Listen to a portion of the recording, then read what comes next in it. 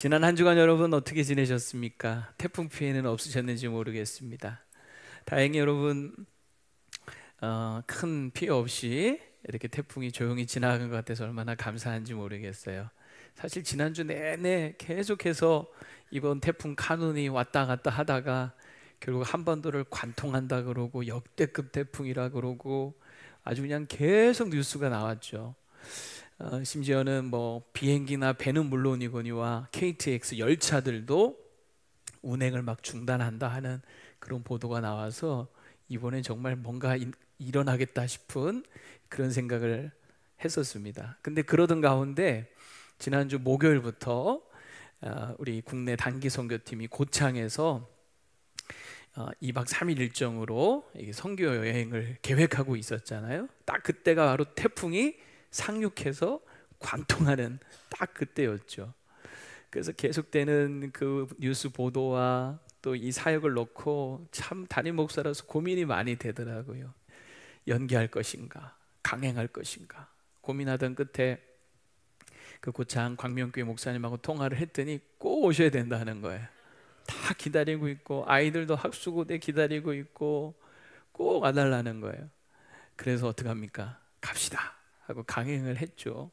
목요일날 아침 막 비가 내리는 가운데 약 29명의 우리 대원들을 보내면서 간절히 기도했고 또 많은 분들이 기도해 주셨죠. 뭐 고창 강명교회 성도님들도 얼마나 기도를 했겠어요. 여러분, 태풍을 뚫고 정말 그 고창을 향하여 가는 거죠. 피해 가는 게 아니라 오히려 태풍을 향하여 가는 거예요. 몇 시간을 차를 몰고. 근데 여러분 어떤 일이 벌어졌는지 아십니까? 목요일 날 첫날 1시경에 고창에 도착을 했는데 도착하자마자 해가 쫙 나더라는 거예요. 바람이 먹고 비가 멈추더라는 거예요. 그리고 연일 정말 계속 폭염이 계속됐잖아요. 그래서 야, 이거 사역하기 힘들겠다 생각했는데 그 폭염이 다 물러가고 진짜 사역하기 딱 좋은 날씨가 돼버린 거예요. 그래서 계획했던 그 모든 그 사역들을 하나도 빠지지 않고 다 하고 이렇게 왔다라고 합니다. 오늘 오후 예배 때 거기에 관련된 이 보고와 간증 시간이 잠깐 있을 텐데요. 오늘 아침에는 제가 잠깐 한 가지만 좀 말씀드리고 싶어요.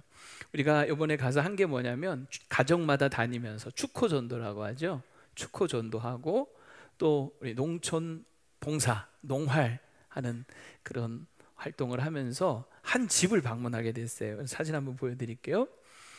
이 사진인데 멀리서 보면 괜찮아 보이지만 가까이에서 보면요, 이 집을 무려 20년 동안 한 번도 청소를 안 했대요. 그래서 막 온통 집안 살림살이들이 저렇게 어지럽게 펼쳐져 있고 그냥 발 디딜 틈이 없을 정도로 막 그냥 쌓여 있는 거죠.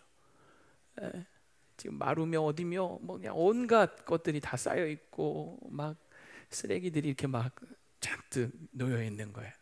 근데 거기 우리 축구팀과 이 농활팀이 들어가서 이제 그걸 걷어내고 정리하고 청소하기 시작한 겁니다. 이게 비포면요 애프터입니다.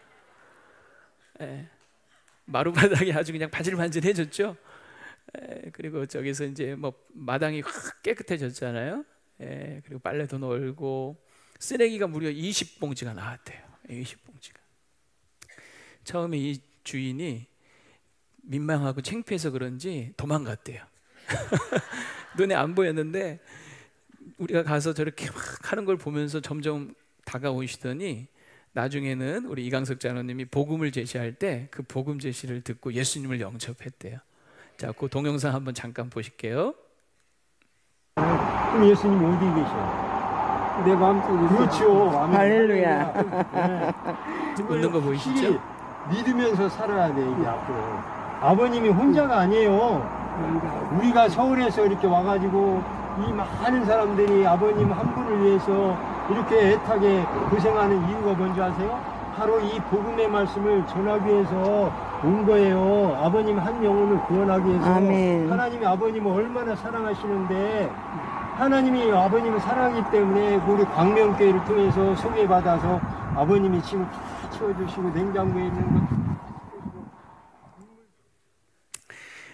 저분이 아멘 하시면서 막 반응하는 거 보셨죠? 아주 표정이 엄청 밝아지셨잖아요. 그래서 나중에 다 청소하고 무려 이틀 동안 치우고 그리고 떠날 때 이분이 이렇게 동구 밖에 그 짐 다음 사진 한번 보여주세요. 이렇게 손 흔들면서 고맙다고 잘 가라고 눈물을 글썽글썽 하시면서 이렇게 배웅을 했다고 이렇게 보고를 들었습니다. 예. 저렇게 축호 전도를 하면서 12분을 교회로 연결해 드렸대요. 할렐루야죠. 예. 그래서 마치는 날 그 강명교회 그 성도들이 내년에도 꼭 와주십시오. 그리고 성경학교도 했는데 우리 성경학교 아이들은 올 겨울에도 와주세요. 신신당부를 했다고 하더라고요. 여러분, 우리의 기도를 들으시고 응답하시는 살아계신 하나님께 우리 영광의 박수 한번 올려드립시다. 할렐루야. 예, 얼마나 감사한지요. 그리고 우리 기도해 주신 모든 분들께 감사드리고 무엇보다 앞장서서 먼 길 정말 달려갔다가 오신 우리 선교팀 위해서 한번 격려의 박수 한번 해주시기 바랍니다.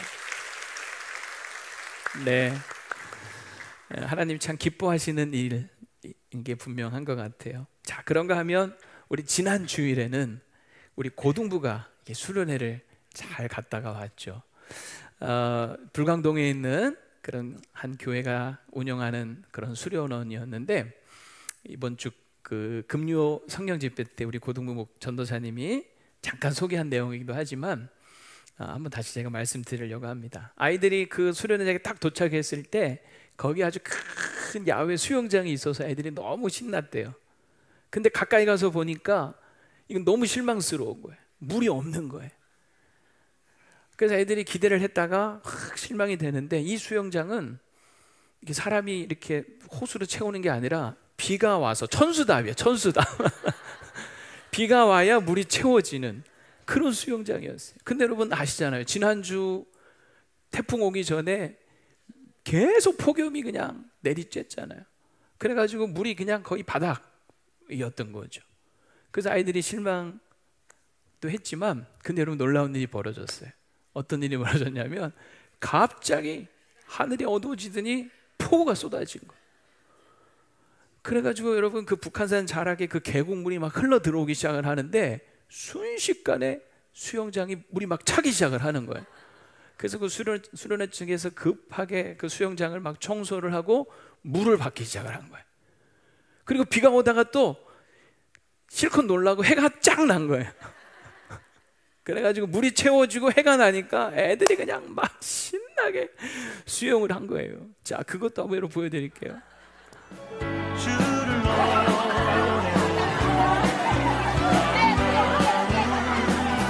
저게 우리 아이들이에요. 우리 고등부 아이들.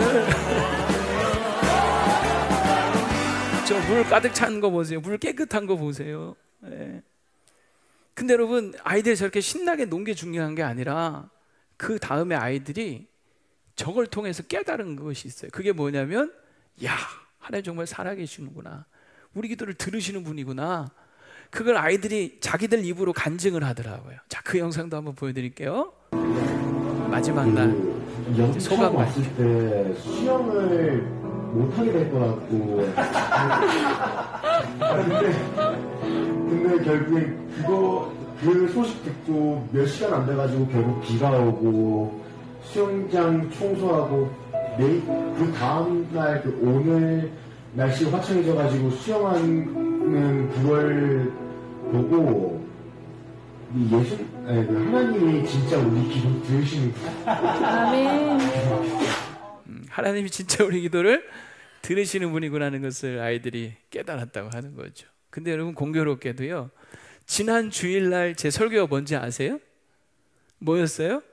기적은 하나님께서, 기도는 내가. 오늘 본문을 가지고 제가 엘리야가 기도할 때 하나님께서 3년 6개월 닫혔던 하늘문을 여시고 큰 비를 내려주신 그 본문이었어요. 그날 아침. 그래서 제가 오후에 그 수련회장을 방문을 했을 때 한 집사님이 저를 보고 너무 반갑게 막 인사를 하는 거예요. 저를 반가워한 게 아니라 막 반갑게 인사한 이유가 뭐냐면, 목사님 오늘 하나님이 정말 설교하신 대로 비를 내려주셨다고, 엘리야 하나님이 정말 우리에게 비를 주셨다고 너무 기뻐서 막 좋아하는 걸 제가 봤어요. 여러분, 하나님 우리의 기도를 들어주시는 살아계신 하나님이십니다. 아멘. 네. 그 좋으신 하나님을 찬양합니다. 아멘.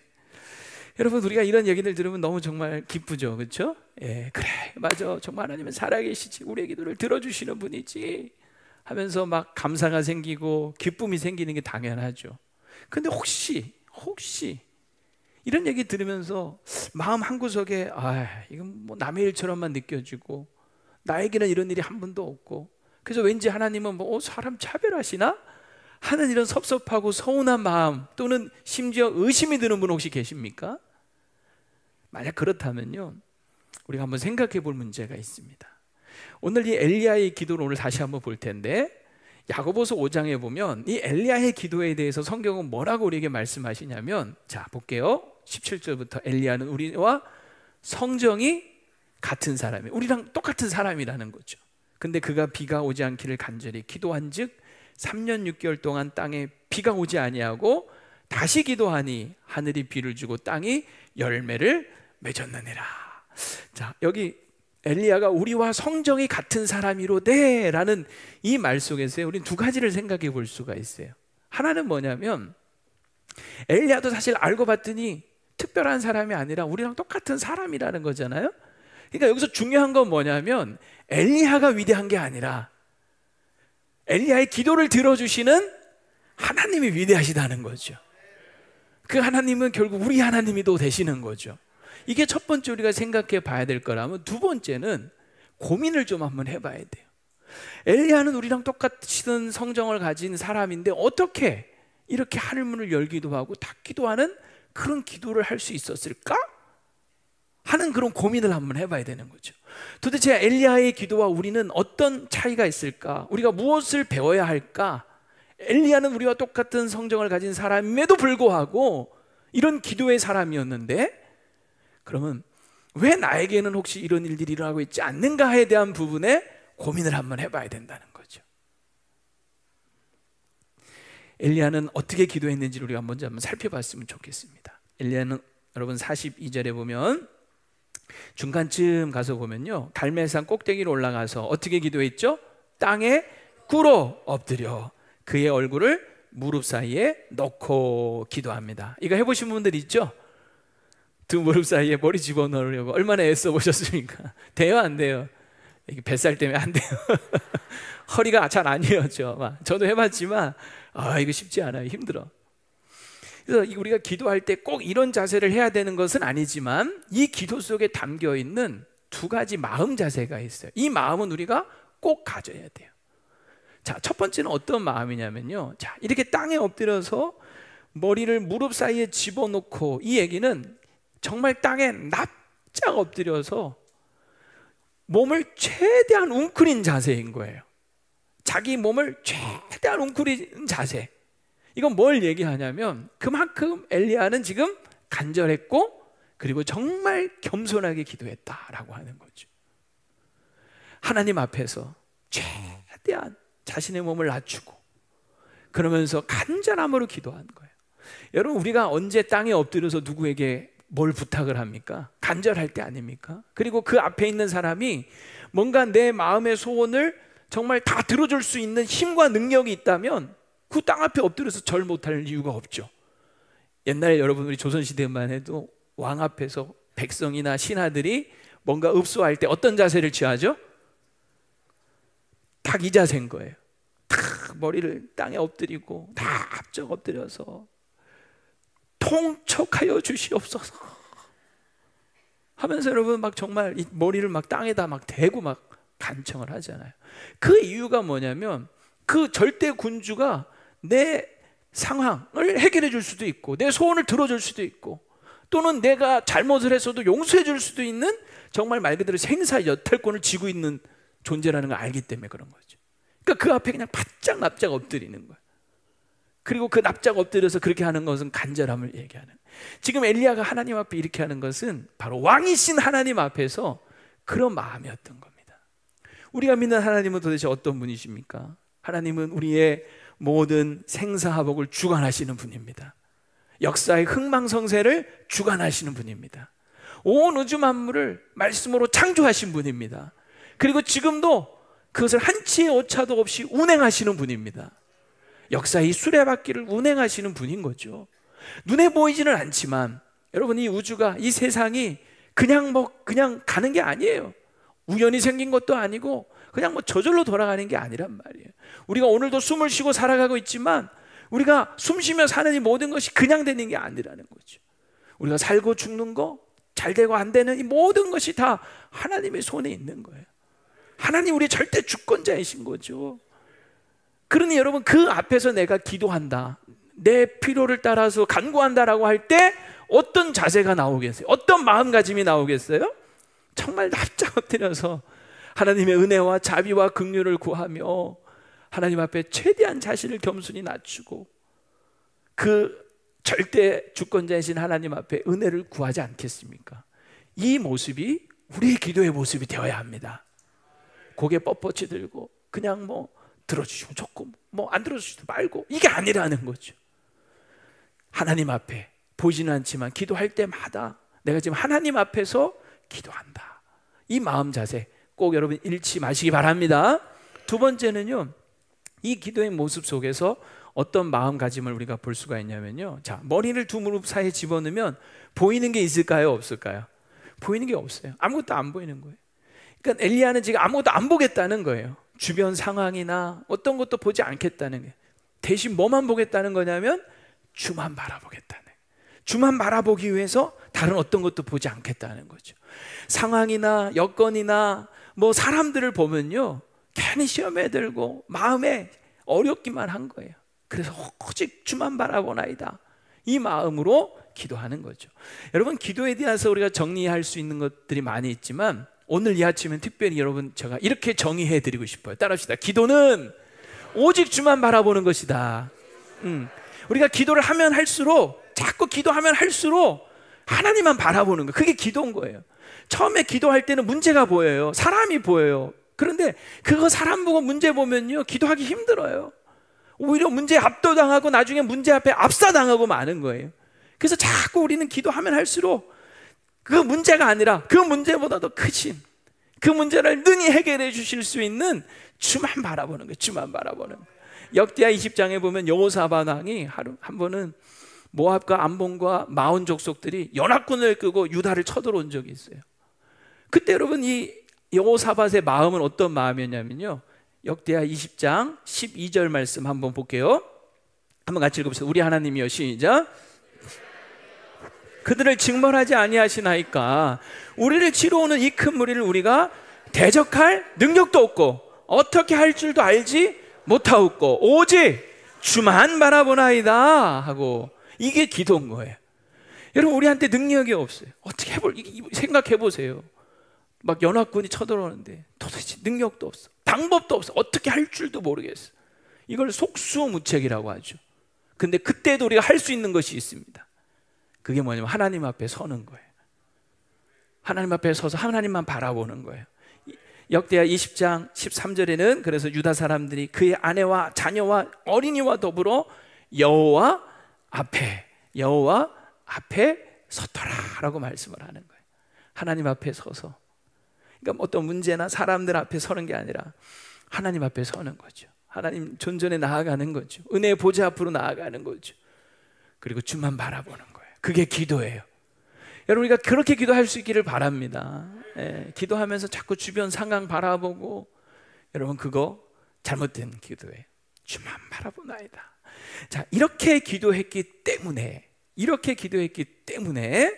엘리야는 그 기도 이후의 모습을 보면요, 뭔가 우리와는 좀 다르구나 하는 걸 알 수가 있어요. 두 가지로 한번 생각해 보려고 하는데, 첫째는 아무리 기도해도 보이는 것이 없을 때, 아무리 기도해도 보이는 것이 없을 때, 오늘 여러분 엘리야의 사환이 엘리야한테 와서 첫 번째 한 보고가 뭐냐면 아무것도 없나이다. 내가 기도했는데 뭐가 보이는 게 있어야 될 거 아니에요. 근데 아무것도 없나이다. 여러분, 낙심 되겠어요, 안 되겠어요? 되겠죠. 그런데 엘리야는 낙심하지 않습니다. 오히려 여러분, 엘리야가 뭐라고 얘기하는지 아세요? 뭐라고 얘기하죠? 7번까지 다시 가라 이래요. 낙심했다는 거 안 했다는 거예요? 안 했다는 거죠. 7번까지 다시 가라 이 말을 딱 해요. 이게 참 우리와 다른 점인 것 같아요. 우리는 기도하다가 뭐가 보이지 않으면요 금방 낙심해서 기도하기를 그냥 끝내버려요. 근데 엘리야는 7번까지 다시 가라. 제가 이 말씀을 묵상하다가 참 재밌다는 생각이 들었어요. 엘리야는 이제 막 기도를 시작하고 있잖아요. 그런데 아예 처음부터 어떤 마음가짐이었냐면 7번까지 다시 가라. 2번, 3번 하다가 실망하지 않겠다는 거죠. 낙심하지 않겠다는 거죠. 기도를 멈추지 않겠다는 거죠. 5번, 6번까지 기도해도 아무것도 보이지 않더라도 자기는 낙심하지 않겠다는 거예요. 기도를 계속 하겠다는 거예요. 7번까지 다시 가라. 이 7은 그냥 단지 정말 7번 이 숫자의 의미가 아니라 완전수를 얘기해요. 충분수, 충족수인 거예요. 충분히 하나님이 됐다라고 하실 때까지, 하나님 응답하실 때까지 가라 이 얘기인 거예요. 여러분, 이게 정말 우리와 좀 어떻게 보면 다른 면이 아닌가 하는 생각을 해봅니다. 여러분, 우리가 하나님 앞에 기도할 때 정말 쉽게 포기하고 낙심하고 멈추지 마시고 7번까지라도 갈 수 있기를 축복합니다.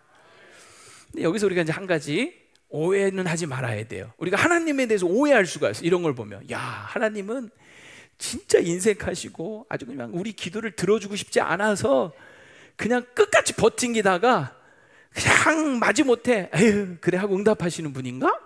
맞습니까? 아니죠.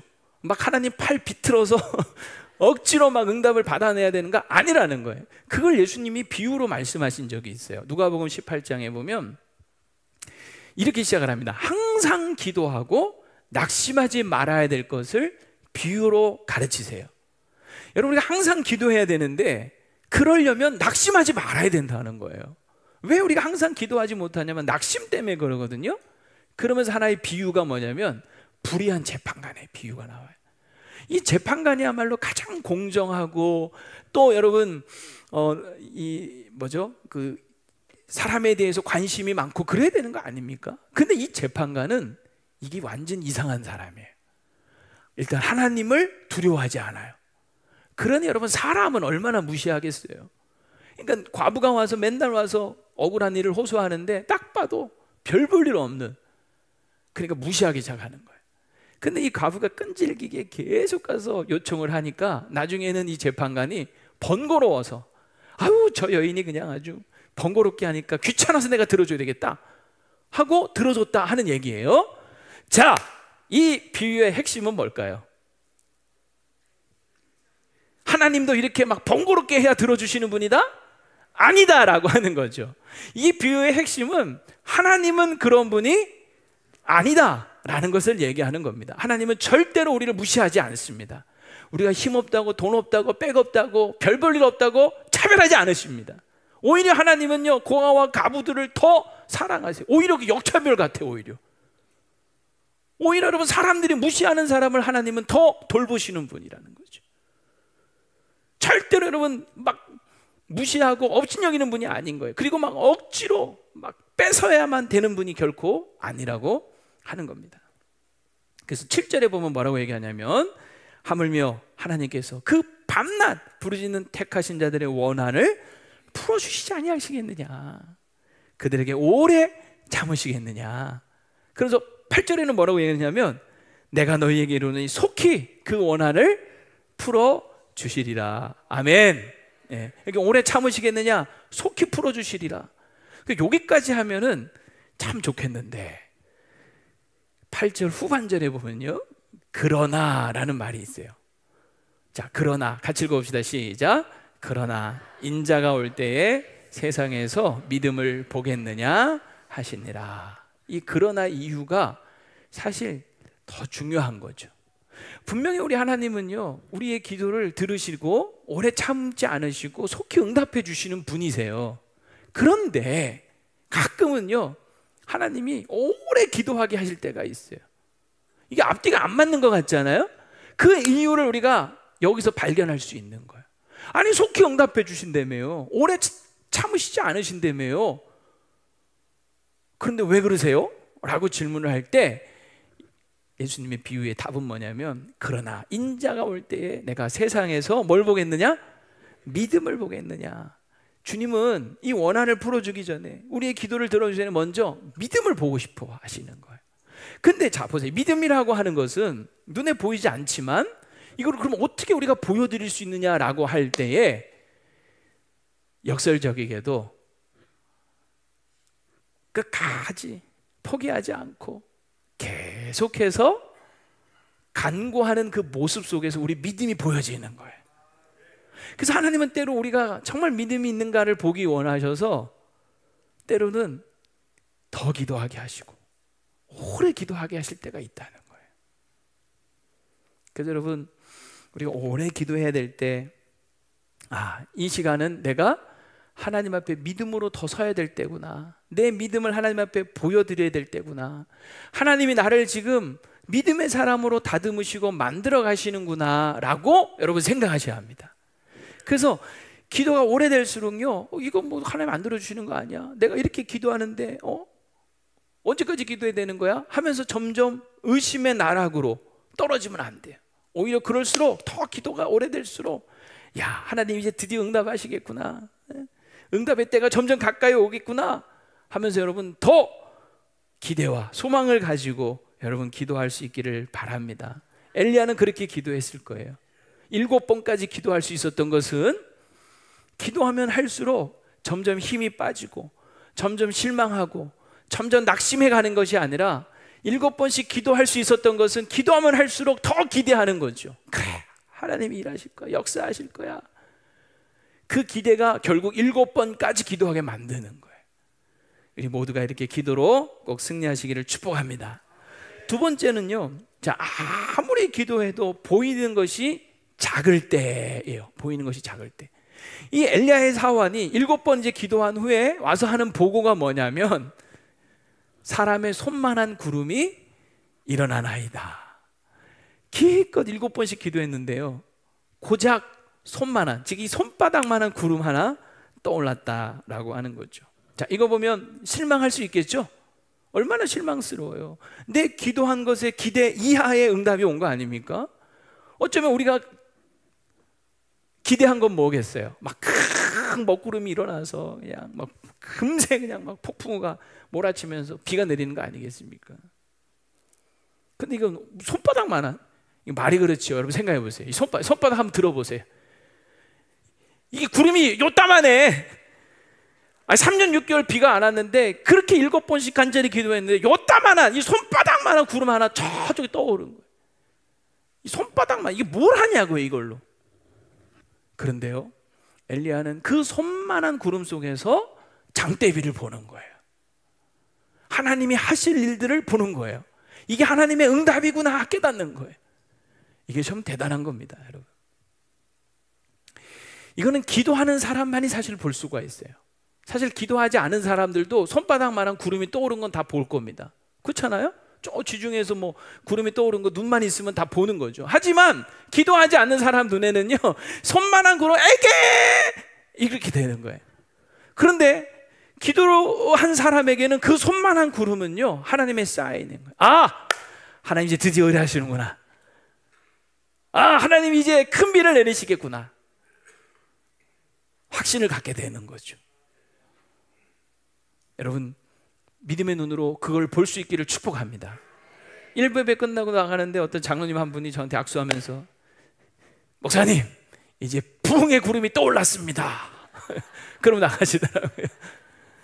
이분은 교회 부흥을 해서 기도하시는 분이에요. 제가 뭐 이름만 대면 누군지 다 아실 거예요. 그러니까 뭐 교회 안에 이런저런 일들이 일어날 때 이분의 눈에는 저게 부흥의 구름이구나 딱 캐치하시는 거죠. 기도하는 사람의 눈에는 보여요. 기도하지 않는 사람에게는요, 그냥 무슨 사건이고 뭐 무슨 일이지만 기도의 사람에게는 응답인 거예요. 하나님 이제 응답하시는, 역사하시겠구나. 그래서 엘리야는 그 다음에 자신이 해야 할 일을 합니다. 그게 뭐냐면요, 아합왕한테 가서 이제 큰 비에 막히지 않도록 마차를 타고 내려가소서라는 얘기를 해요. 지금 손만한 구름, 아직 비가 오지도 않아. 그런데도 비가 올 것을 확신하고 내려가라 이거죠. 괜히 산에 있다가 폭우에 길 막혀서 곤란해지지 말고 빨리 내려가세요, 이 얘기잖아요. 저는 이걸 보면서 야, 엘리야 참 사람 좋다 하는 생각이 들어요. 생각해 보세요. 이 아합 누굽니까? 아주 그냥 못돼 처먹은 아주 못돼 먹었잖아요. 아주 못돼 먹었잖아요. 에? 아주 그냥 세상에 이런 인간이 어디 있어. 잘됐다, 그냥 빗속에 갇혀가지고 고생 좀 해봐라 그냥, 에? 이러면서 그냥 자기 혼자 쓱 내려갈 수도 있잖아요. 근데 엘리야는 그래도 왕이니까 왕에 대해서 예의를 갖추고 도리를 하는 거야. 큰 비가 있으니 마차를 타고 얼른 내려가세요. 참 이게 우리가 배워야 될 하나의 그 좋은 본보기라고 저는 생각을 해요. 제가 이 말씀을 준비하면서 제 선배 목사님 한 분이 생각이 났어요. 이 군목 선배이기도 하셨는데 이분 이제 전역을 하고 기독교 출판사 하나를 지금 이렇게 운영을 하시는 그런 목사님이십니다. 이분이 언젠가 그 책을 하나 이제 쓰셨는데 지렁이의 기도라고 하는 제목의 책이에요. 예, 제목도 참 신기하죠? 지렁이의 기도. 근데 거기에 많은 기도의 어떤 내용들이 실려 있는데 그 중에 하나 자기 그 간증을 하나 해놓으셨어요. 이분이 어릴 때부터 이제 하나님을 믿고 그래서 어릴 때부터 기도를 그렇게 많이 했대요. 근데 이제 중학교 2학년 끝 무렵에 중3 올라가기 전에, 그러니까 중2, 중3 그 사이에 뭐가 있죠? 겨울방학 있죠. 그 겨울방학 내내 한 가지 기도를 했대요. 무슨 기도를 했냐면, 하나님, 제가 3학년 올라갔을 때 땡땡땡 선생님만은 제발 제 담임이 되지 않게 해주세요.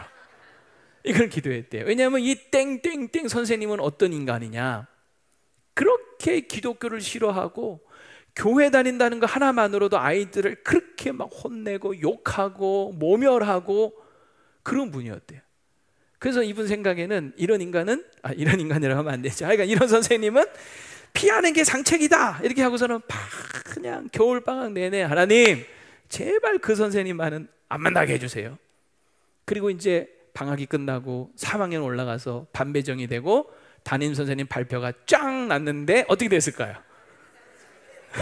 어떻게 이렇게 웃으시는 거 보니까 짐작을 하시네요. 딱 그 선생님이 자기 반 담임이 되신 거예요.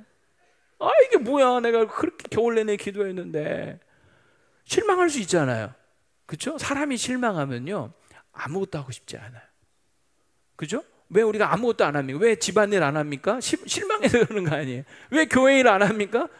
실망해서 그러거든요. 왜 공부 안 해요? 성적 안 오르니까 실망해서 그냥 공부 때려치는 거잖아요. 실망하면 아무것도 하기 싫은 거거든. 근데 이분은 물론 살짝 실망은 됐지만 그래도 자기가 기도했기 때문에 오히려 이분은 다부진, 야무진 결심을 합니다. 무슨 결심을 하냐면, 최소한 내가 교회 다닌다는 이유 때문에 저 선생님에게 꼬투리 잡힐 일은 절대로 없도록 하자. 오히려 내가 교회 다니는 학생이기 때문에 우리 담임 선생님이 봤을 때 교회 다니는 사람도 참 괜찮네 라는 인상을 심어주자, 이런 마음의 각오를 했다는 거예요. 그리고 정말 학기가 시작하면서 다른 학생들보다 1시간 먼저 학교에 갔대요.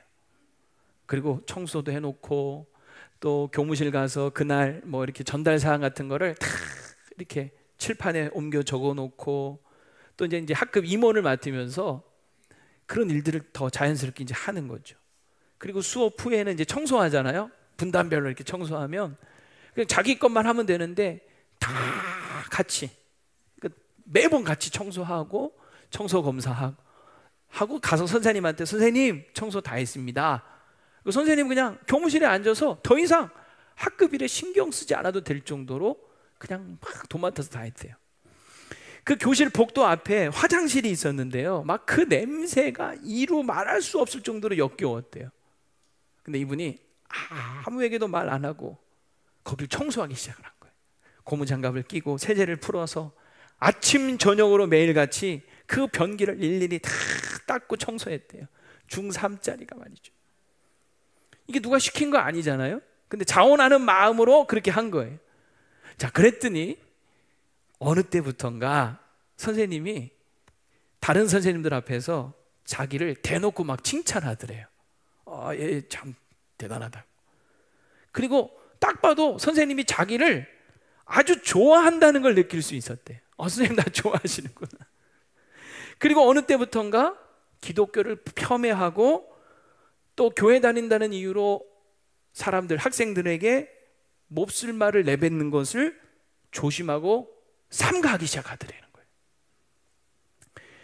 그렇게 시간이 흘러서 한 10월 어느 가을날 담임선생님이 자기를 이렇게 부르더래요. 그리고 귀에 대고 속삭이더라는 거예요. 요한아, 나 지난주부터 교회 다니기 시작했다. 그래서 한마디 더 덧붙이더래요. 이게 다 네 덕분이다. 이게 다 네 덕분이다. 이렇게 얘기를 해주더라고요.